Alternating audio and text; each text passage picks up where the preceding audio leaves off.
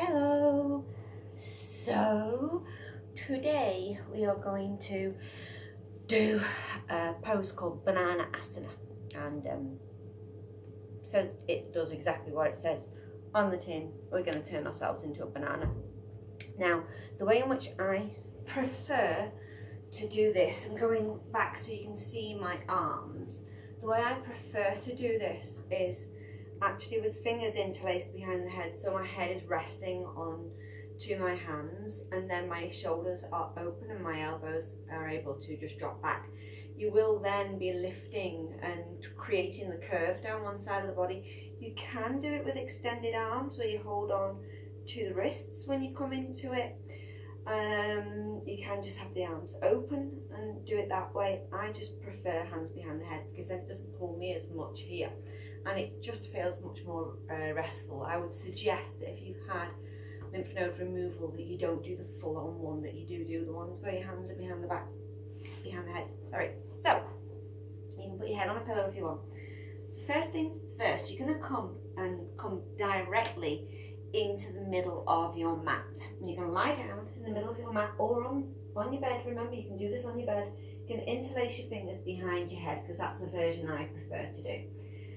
Now from here, without moving your bum, make sure your bum stays completely still. You're going to walk your feet over towards the left-hand side of the mat until the feet won't go any further. So quite possibly my right heel has just come off the mat. So I've just made a banana with the bottom half of my body. Now I'm going to shuffle head and shoulders by pushing the hands and my head into the mat, lifting my shoulders and shuffling over until I can't go any further. And remember, because this is actually a yin pose, you can hold it for longer than normal, so you really don't want to go into this too deep. Now start to slide that right elbow so it's reaching a little bit closer towards the top of your mat. Now you've got an option. You can keep the head centered, you can turn the head either way, so just make sure that feels okay. So already I can feel this coming down the right hand side of my body. Now I can make this deeper still by lifting up my right ankle, keeping both legs straight and crossing my right ankle over my left leg. Right ankle over left ankle. So that's just created a much deeper stretch down the right hand side of my body. Now if that is too much for you, you would release the ankles and you would cross them the other way, or you can just let the feet be still one next to the other. If you feel as if the right hip is coming off the floor, you might need to uncross the ankles. You don't want to feel this is too much of a backward bend. It will create a slight backward bend, but you really want to feel it down the right hand side of the body. So that is, you can hold this for a couple of minutes, but just be very aware that if you've had a mastectomy or a lumpectomy or anything like that, lymph node removal, that because the elbow is raised higher than the shoulder, you may find that is too much. So I would only start with 30 seconds to a minute to begin with. And when you're ready, take a deep breath in, slowly, carefully walk yourself back to the center of the mat. Just bring the hands either side. Just for a moment, lift the bum up, plant the back down, hug the knees in, and a gentle rock from side to side before you come on to the other side, because you do want to make sure that you are being gentle with yourself here. So again, you're going to straighten the legs out. At this time, you're going to walk the heels over towards the right hand side of the mat until they won't go any further. Hands interlaced behind the head. To shuffle, you can extend them out after if you wish, and gently shuffle head and shoulders also to the right hand side of the mat. Now this is my lumpectomy side, so I'm only going to take it to there. I'm not going to go any further. I've gone to what I refer to as the Goldilocks point. I'm neither too hard nor too soft. If I stretched further, I would be taking that into a sharp pain.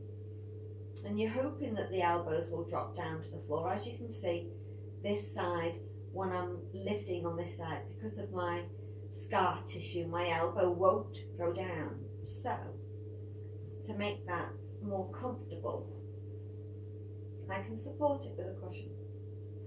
That feels considerably better and easier. And again, head can be looking downwards towards the lower elbow, look upwards towards the upper elbow, or keep the head centered. I prefer centered. And again, if you feel like you can take it deeper, lift up the left ankle, cross it over the right. If that's just too much, uncross the ankles or cross them the other way. And when you're holding this, if you can hold it for quite a while, what you can actually do is, if you feel as if the body's going to give you a little bit more because the body's began to let go, then you can just take it in a millimetre or so further and deeper. Again, make sure that the hips are still square on the floor or on your bed.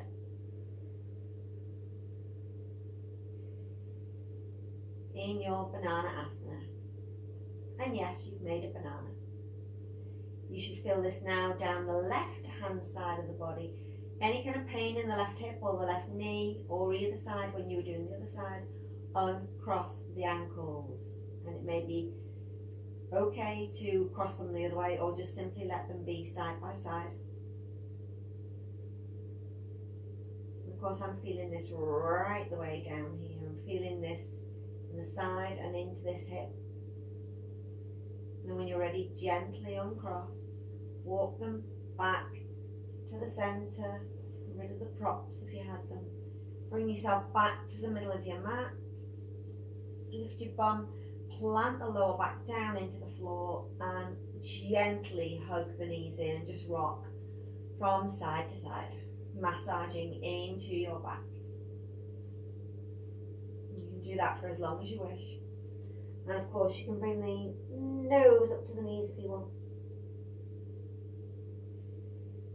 And when you're ready, gently ease yourself back into seated position.